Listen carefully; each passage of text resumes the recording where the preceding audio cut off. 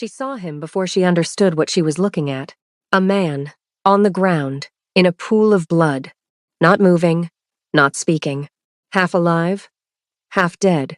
She looked around. Nobody was coming. No signal on her phone, no car, no sound except the rain hitting the concrete. So she made a decision. Right there, in 5 seconds. She got him on her back, and she walked. 2 full kilometers. A man she had never seen before in her life. A man who could not tell her his name. A man who could not tell her anything at all. She carried him the whole way. Every single step. She got him to the hospital. She saved his life. And then, she went home. She thought that was the end of it. It was not the end of anything. It was the beginning of everything, and she had no idea what she had just walked into. If you're new here, welcome. This channel tells stories that don't pull punches and don't play it safe. Hit subscribe right now and turn on the bell so you don't miss a single episode. New stories drop every week, and they only get more intense from here. Now let's get into it.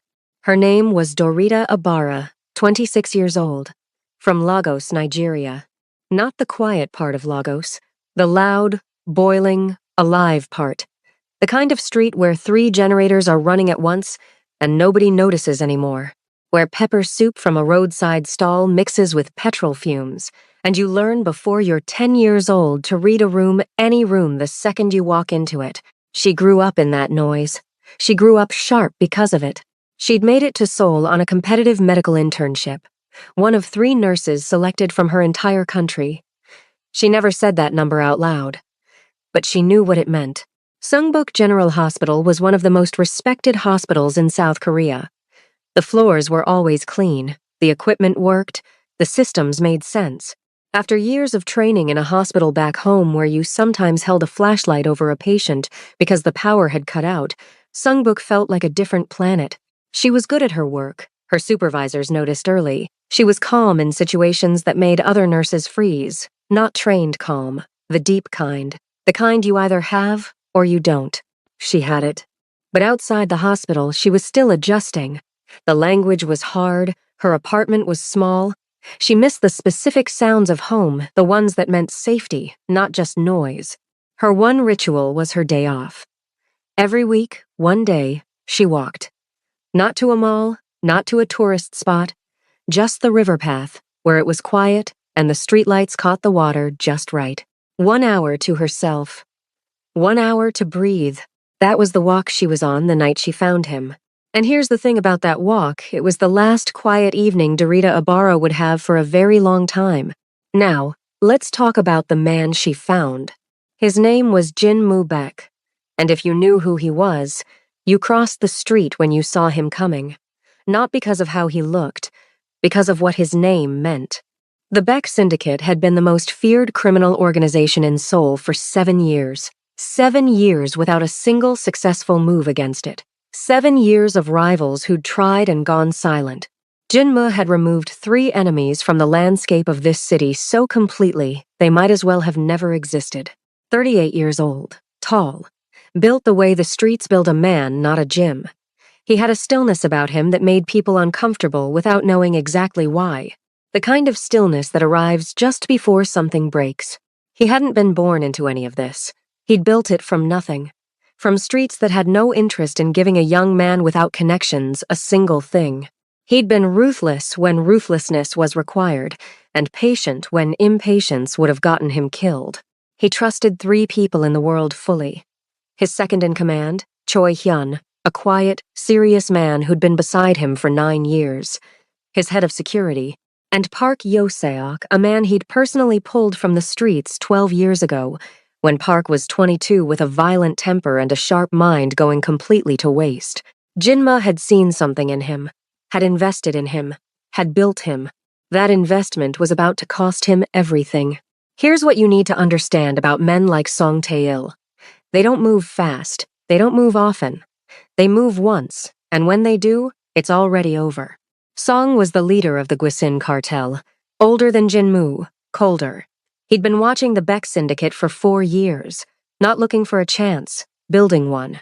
mapping every route, every contact, every small gap in Jinma's network that most people wouldn't even notice was there. And then Park Yoseok had come to him. Not for money. That's the part that made it dangerous. Park wasn't for sale. He was for revenge. 3 years before that night, Jinma had made a quick, clean decision. Park's girlfriend, a Japanese woman, had overstayed her visa. Her presence was an administrative loose end. A possible leverage point that an enemy could have used against the syndicate. Jinmu arranged her deportation. Efficient. No personal feelings about it. To Jinmu, it was a 5-minute decision he forgot by the next morning. To Park, it was the rest of his life. He said nothing. He smiled. He worked. He performed his loyalty perfectly for 3 full years while feeding Song Tae-il every piece of information that would eventually matter. The warehouse. The date, the number of guards, the vehicle, the exact route. All of it.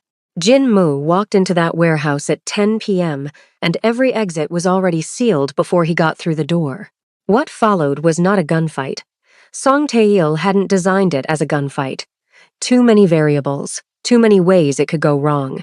He designed it as a slaughter. 12 men, 4 exits sealed. Jinma's 2 guards were taken in the first 8 seconds quietly, from behind.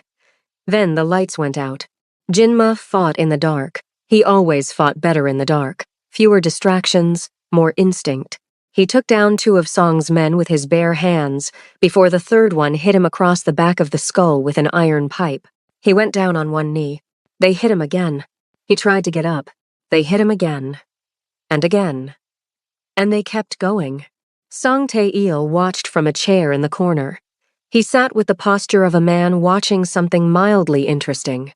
He didn't stand. He didn't shout.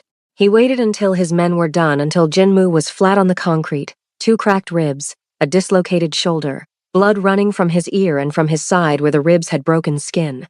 Then Song stood. He walked across the warehouse. He crouched to Jinma's level and looked at him for a long time. "I'm not going to kill you here," he said quietly. "I want you to crawl home. I want everyone in this city to see what you look like." He stood. He walked out. He left Jinma there, in the blood and the dark. And here's where Jinma Beck showed exactly who he was.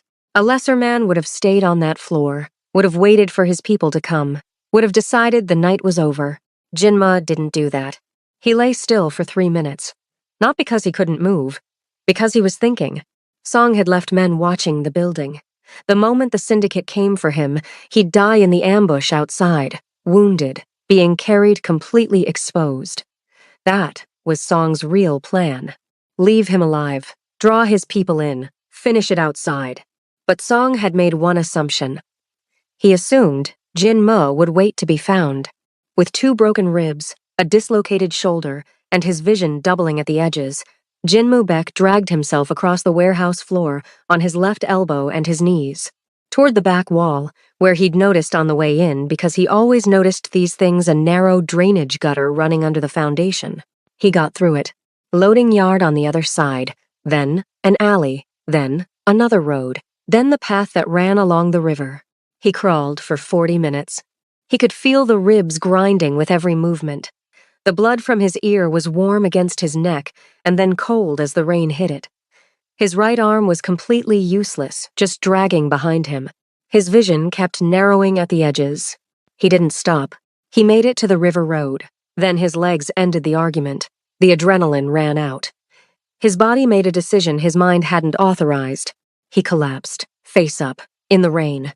Blood spreading slowly around him on the wet concrete, catching the streetlight in a dark, widening pool. That's where Dorita found him. At 2:17 inches the morning. She almost hadn't taken the river path that night.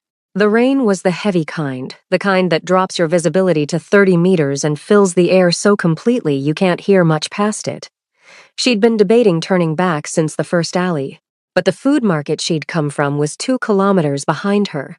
The river path was the fastest route home, and she'd walked it so many times her feet knew where to go without her. She was 2 turns from the main road when she saw the blood first, dark against the wet concrete, spreading slowly under the streetlight. Her brain processed it before the rest of her did. She moved toward it. Then she saw him. She was on her knees beside him before she'd consciously decided to kneel. Fingers on his neck first pulse. Weak, but there. Checked his airway open, barely.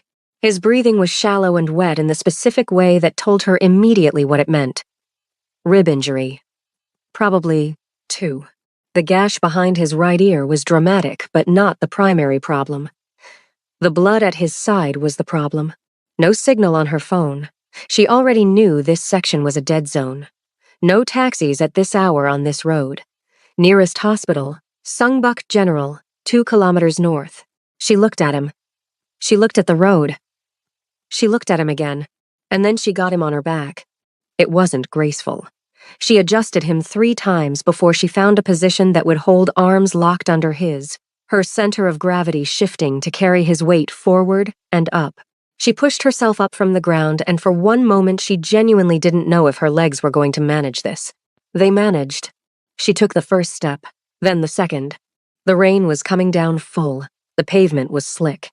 He was close to 80 kilograms of dead weight, and every time he shifted she had to stop, readjust, breathe, and start again. Her legs were burning by the 400-meter mark. At 600 meters, her lower back joined the argument. At 1 kilometer, her calves were screaming and she'd shifted from normal breathing to the kind of breathing you do when you are refusing to give your body what it's asking for.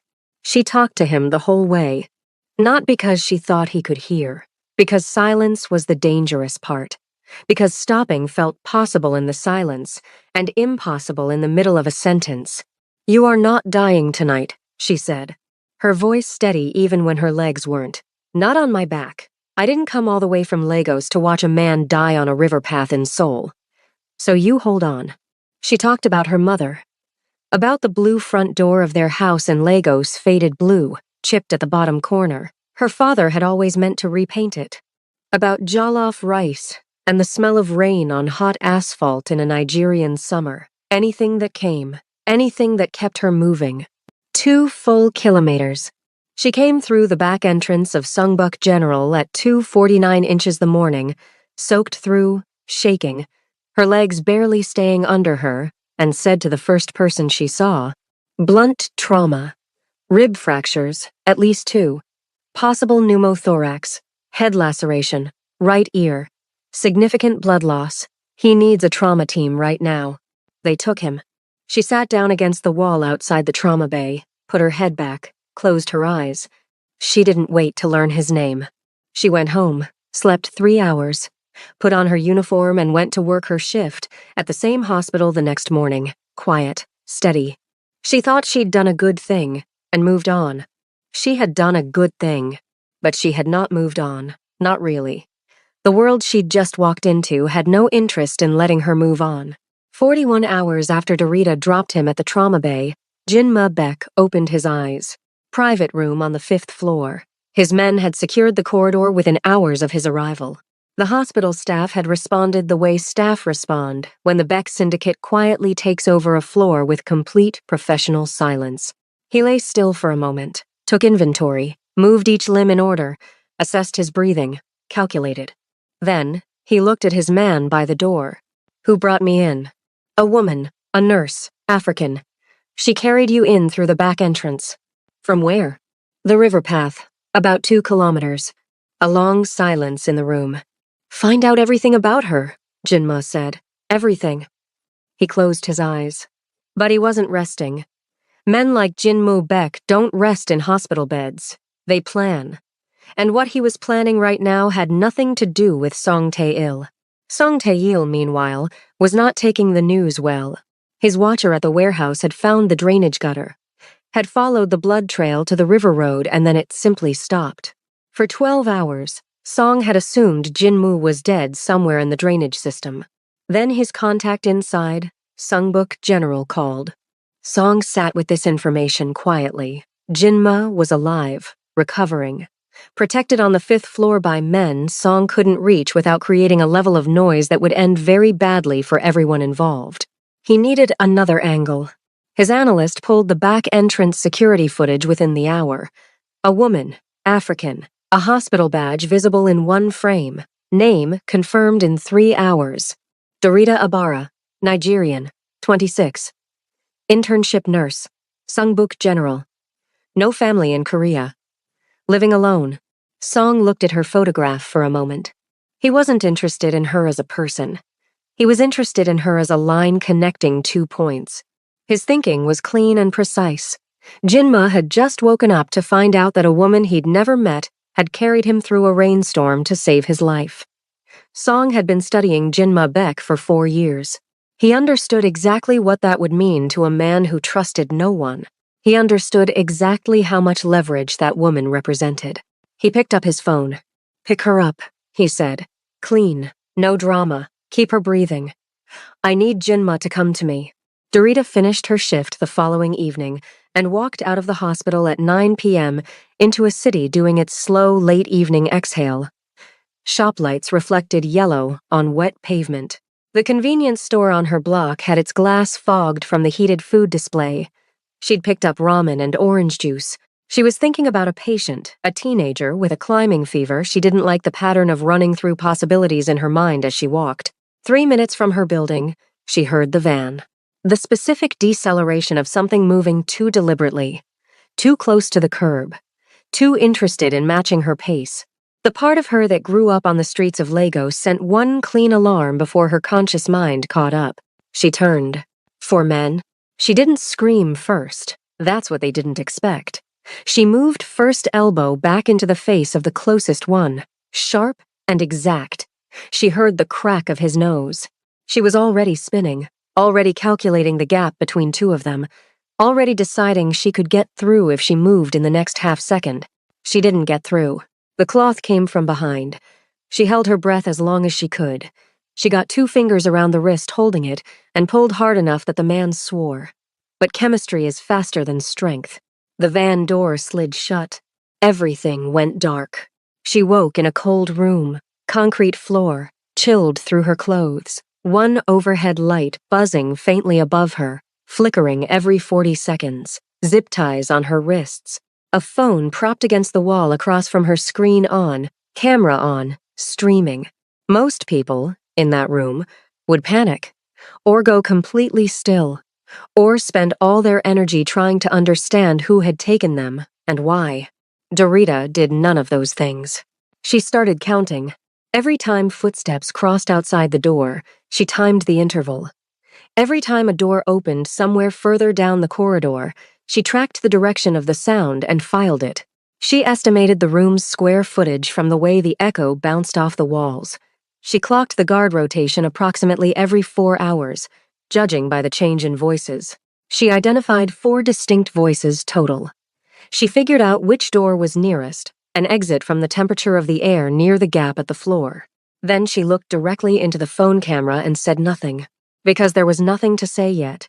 And she wasn't going to give whoever was watching a single thing they could use. In room 503 of Sungbuk General Hospital, Jinma Beck watched the same stream on a phone his man had brought him without a word. He watched for 8 seconds. Then he handed the phone back. "Turn it off." Choi Hyun stood in the corner with the stillness of a man who had already begun preparing for what was coming next. "Song will send me the address in 1 hour, Jinma said. "He'll want me alone, unarmed. He'll expect me through the front." "Yes," Choi Hyun said. Jinma reached up with his right hand and pulled the sling off his shoulder, dropped it on the bed. Choi Hyun opened his mouth, looked at Jinma's face, closed it again. 12 men, Jinmo said. "Basement unit and east entry team. Moving in 40 minutes. Add. We don't have the address yet. Song only uses 3 locations for this kind of meeting. Send teams to all 3. I want them in position before the address arrives, not after." Choi Hyun pulled out his phone and started making calls. Jinma stood up from the bed, slowly, 3 cracked ribs, 1 arm, still running at 60%.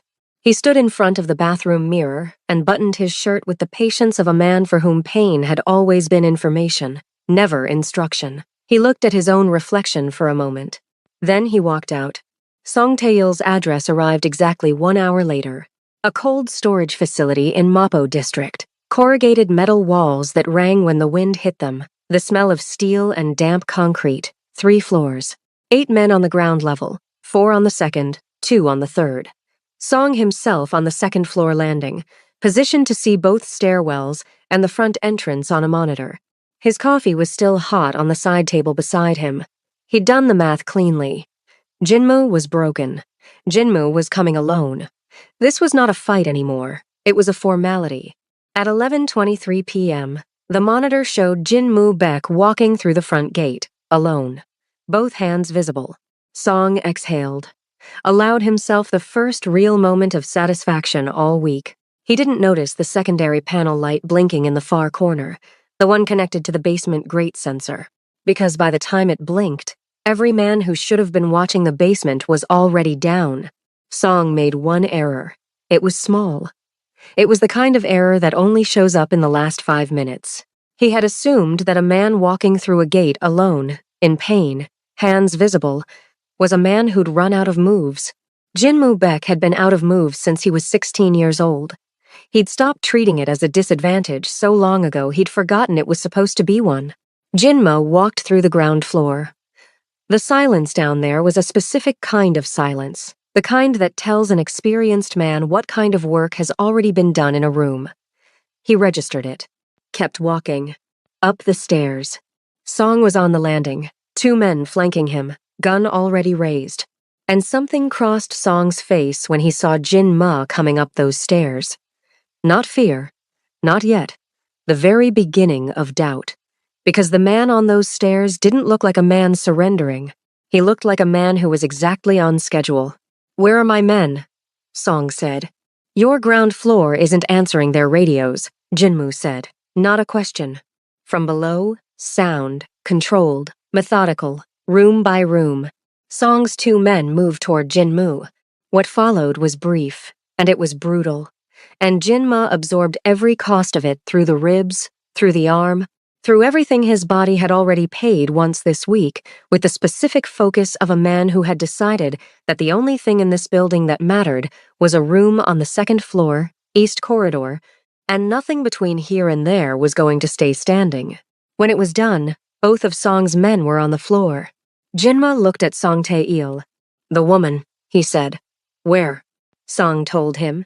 "Room 2C, 2nd floor, east corridor." Jinma came through the door, and Dorita looked up. She saw him immediately. Dark shirt. Blood still dried on his collar. Right arm moving slightly wrong. She clocked his pupils before she'd finished standing alert, fully present, not in shock. Her brain ran the clinical check on its own. She couldn't have stopped it if she'd tried. He crossed the room. He cut the zip ties. She stood. He looked at her then. Not the quick, checking look of someone completing a task. A real look the first time he'd actually seen her with his own eyes, and not through a report or a monitor screen. "Can you walk?" he said. "I've been sitting in that chair for 6 hours," she said. "Ask me something harder." Something moved in his face. Not quite a smile, but in that neighborhood. "Stay close," he said. She stayed close. They moved through the corridor. His men had cleared the path. 30 meters from the exit, the cold night air was already coming through the gap at the end of the hall. The strip light above them was flickering. The concrete floor was cold enough to feel through her shoes.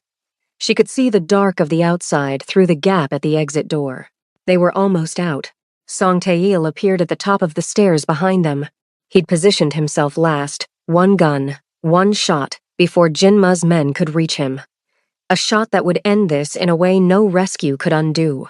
He raised the gun. He aimed at Jinma. Dorita saw it. She saw it the way she'd spotted the drainage problem on a patient's scan before the attending had even looked up fast, certain, with no room between seeing and knowing. She calculated the angle. She understood what was going to happen in the next half-second. She stepped in front of him. The bullet took her in the left shoulder. She went down hard, the impact spinning her sideways, her legs going out from under her. But she didn't hit the floor, because he caught her before she could.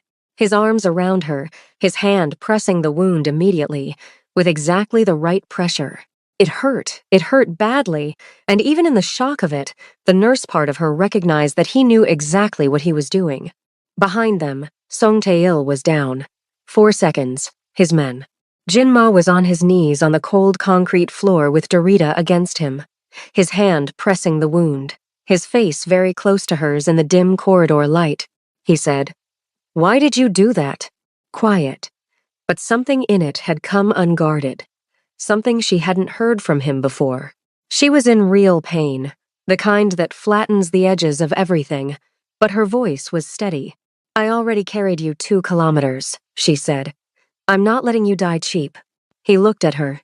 Not the controlled look, the real one. Like something had broken open very quietly in a room he kept shut, and she was looking directly into it before he could close it again. Then his men were there, and there was movement, and voices, and the cold night air of Mapo, and it all happened at once, but she didn't forget that look. She held it like something important, the way you hold something you can't fully explain yet, but know you'll need later. She was in surgery for 2 hours, through and through wound, left shoulder, clean exit, no arterial damage, no bone fragment. The surgeon called it a favorable wound, which is the medical way of saying that everything that could have gone wrong didn't. Jinma sat outside the operating room for both of those hours. No calls, no decisions, no managing anything. He sat in a plastic chair in a fluorescent-lit corridor, and he waited, which was not a thing Jinma Beck did. He moved, he arranged, he acted. Waiting was not in the vocabulary, but there he sat. Choi Hyun stood near him at one point and said nothing. He'd been with Jinma long enough to know when words were exactly the wrong thing. When the surgeon came out, Jinma stood, nodded once, walked to the window at the end of the corridor, and looked at the lights of Seoul for a while without moving. Then he made arrangements. The finest private recovery room in the building. Security on the floor discreet enough that a patient wouldn't notice. Thorough enough that Song's remaining people would feel it if they tried anything.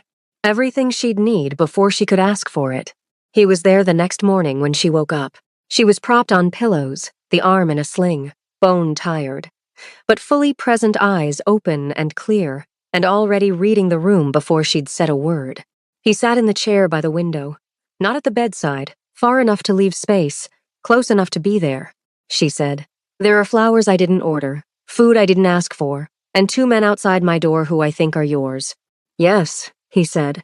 "You don't have to do that." "I know." She studied him. "I looked you up after they told me your name." He didn't react, just watched her. "So I know who you are," she said. "I know what the Beck Syndicate is. I know what you do." A pause. "And I'm still in this bed talking to you, so you can stop choosing your words quite so carefully." A silence that lasted a few seconds longer than silence usually does. "I don't usually talk to people who don't choose their words carefully," he said. "I know," she said. "That's why you're still here." He came back every day. The hospital staff noted it. They said nothing. When the Beck Syndicate quietly takes over a hospital floor, the staff tends to become professionally incurious. He didn't always talk.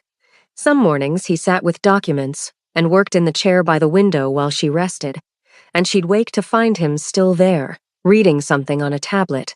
He'd look up when she woke, not startled, not embarrassed, the way a person looks up when something they've been waiting for finally happens. She learned things about him in pieces. She didn't push. She left space in conversation, and sometimes he filled it. He'd grown up in Incheon. His father had died when he was 11. He'd put himself through everything after that alone. His one indulgence was good coffee. He brought 2 cups every morning without asking, and she quickly learned that his standards for what counted as good coffee were unreasonably high and completely non-negotiable. He learned things about her. 3 younger siblings she was sending money home to every month. She'd been accepted to 2 other internships, but chose Sungbuk specifically for its surgical department. She'd been chasing its reputation since her 2nd year of nursing school. She was funny in a way that came from nowhere and landed before you could brace for it, dry, precise, slipped in like she wasn't even trying. He found himself looking forward to it more than he would have admitted to anyone, including himself. On the 5th day, she caught him. She'd been watching from the bed as he sat by the window, and she noticed that every time a food cart rolled past her door, his eyes tracked it, not the cart itself, but the direction of it. "Did you do something to the cafeteria?" she said. He didn't look up. "The junior nurses on my ward work through their breaks because the food station is too far from the unit. I mentioned that 3 days ago. And today somebody restocked the unit kitchen with hot food and nobody seems to know who arranged it. Silence. Jinmu? He looked up. That was kind, she said. Just that. No performance in it. No big moment. Just the plain truth, said plainly. He held her gaze for a moment, then looked back at his tablet, but she saw a small shift in his posture, a fraction of relaxation moving through him, like a man who'd been holding something at arm's length for a very long time and had, for just a moment, let it come a little closer. 4 days ago, he would have called what she did inconvenient. He would have moved to resolve the debt and move on. That's not what he was doing, and they both knew it. The night before her discharge, he came late. The ward was quiet. The overhead light in her room was on the low overnight setting, soft and yellow. The city below the window was running on its late-night rhythm, slower, quieter, the occasional bus. He sat in the chair, didn't turn on any extra light. She waited. She'd learned by now that silence with Jinma wasn't empty. It was him working toward something. She said, Jinmu, why do you really come every day? He looked at the window. A long silence, long enough that the distant city sounds filled the room. Then he said, because you're the only person in my life who has ever moved toward me when they didn't have to. She let that land, let it sit where it needed to sit. I didn't know who you were, she said, gently. I know, he said. That's why. She understood. In a life where everyone who came close did so because of what he represented, his power, his danger, his reach, his money, she had come close because he was just a man who couldn't get up. She hadn't chosen Jinma Beck. She'd chosen a man bleeding in the rain. That was the only version of him that anyone had ever simply helped. She said, do you know what I thought about the whole 2 kilometers? He looked at her then. My mother, she said. She always told me you help people because it's right, not because of what they can give back. I wasn't thinking about you specifically. I wasn't being brave. I was doing the only thing I know how to do. He held her gaze. It was enough, he said. Like the truest thing he'd said in years. The room was warm. The city hummed. She looked at him in the chair by the window, and she thought about the rain and his weight on her back and the sound of her own voice keeping herself moving through it. She thought about the cold room and the streaming camera and the bullet in his hand, pressing hard and exactly right against her shoulder. She hadn't asked for any of this, hadn't planned for it, hadn't seen it coming on a walk she'd taken 100 times before. But she couldn't wish it had gone differently. And that said something she wasn't ready to say out loud yet. But it was already true. Jinma, she said. Yes. After discharge tomorrow. What happens? Song is in custody. His primary network is dismantled. The immediate danger to you is handled. And the non-immediate danger? A pause. That's a longer conversation. I have time, she said. Something moved in his face, that real thing, the one that lived behind the controlled version of him that the world saw. Then I'll be here to have it, he said. She looked at him. Good, she said. She was discharged the following morning. She signed the paperwork, said goodbye to the colleagues who caught her eye in the corridor, took the elevator down, and crossed the lobby and walked out into the Seoul morning, cool, bright, the kind of light that makes a city look cleaner than it actually is. Jinma wasn't there. He had a meeting he couldn't move. He'd said so plainly, no apology. She'd respected it the same way. She started toward the subway station. 2 blocks from the hospital, her phone rang. Her supervisor's number. Too early for him to be calling. She answered. His voice was controlled in the way voices get when someone is working very hard to keep something out of their tone. Dorita, he said. Can you come back? To my office. Now. I just left. I'm on recovery leave. The pause that followed lasted exactly 1 second too long. Please come back, he said. Please. She stopped walking. She looked at the street around her. At the ordinary morning, the coffee shops, the buses, the people moving the way people move when they don't know that anything is wrong. She turned around. Her supervisor's office had no window. He was behind his desk when she came in, but the posture was wrong forward. Elbows on the table. The posture of a man who doesn't know how to hold himself around something he's carrying. He slid a photograph across the desk to her without speaking. She looked at it. It was her mother. The image was recent, she could tell from the light. the specific quality of Lagos morning light, the shadows at that hour. Her mother was coming out of their house, the blue front door, the same faded blue door, chipped at the bottom corner, that Dorita had walked through every day of her childhood. Her mother had a shopping bag in one hand. She wasn't looking at the camera. She didn't know the camera was there. Dorita was very still. Her supervisor's voice, somewhere near her. It came to the hospital email this morning. They said Song Tae-il had a second in command, still free. They said they know where your family. She wasn't listening. She was looking at the blue door, at her mother's hand on the shopping bag, at the light on a street 10,000 kilometers away that someone had photographed without anyone knowing. Her hand, very carefully, reached into her pocket and took out her phone. She found the number, pressed call. Jinmu answered on the second ring. My mother, she said. Her voice was steady, completely, dangerously steady. They have a photograph of her, outside our house in Lagos. A silence on the line. Then his voice quiet, precise, with a certainty in it that left no space for anything else. Send me the image. Don't leave the hospital. I will be there in 11 minutes. She looked at the photograph on the desk, at the blue door, at her mother's hand, and she understood fully, now, with no room left to misunderstand how wide and how dark the water was that she was standing in. She had gone out for a walk. She had found a dying man in the rain. She had done the only thing she knew how to do. And the world she'd walked into by doing it was bigger and more dangerous than anything she had trained for. But here is also what was true. She was Dorita Ibarra. She had carried a man who couldn't speak, couldn't move, couldn't tell her his name, for 2 full kilometers through the rain on her back. She had survived a kidnapping. She had stepped in front of a bullet. She was still standing. She put the phone in her pocket. She straightened her posture. She looked at the door of her supervisor's office at the ordinary hallway beyond it, at the hospital she'd chosen to be in because she'd been chasing a reputation since her second year of school, at the life she'd built with her own 2 hands in a country that was not her own. She was still standing, and whatever was coming through that door next, it was about to find out exactly who it was dealing with. If this story got under your skin good, that's exactly what it was supposed to do. Share it with someone who loves a story that doesn't play it safe. Subscribe to the channel if you're not already here. New stories drop every week and they only get more intense from here. And drop a comment right now and tell us, when Dorita stepped in front of that bullet, did you see it coming? We want to know. We'll see you in the next story.